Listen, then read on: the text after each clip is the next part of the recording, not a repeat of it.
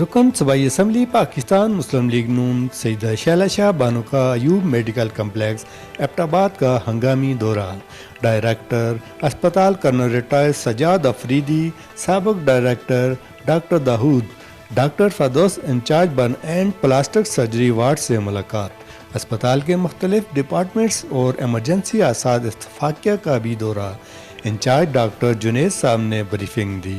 اس موقع پر سیدہ شیلہ شاہ نے اسپتال انتظامیہ سے عوامی شکایات اور مسائل پر سوالات اٹھائے اور ان کے حل کے لیے اسپتال انتظامیہ سے جواب طلب کیے اور جو مسائل عوام کو درپیش ہیں ایوب میڈیکل کمپلیکس میں ان کی نشاندہی کر کے ان مسائل کے حل کے لیے جلد اقدامات کرنے پر زور دیا۔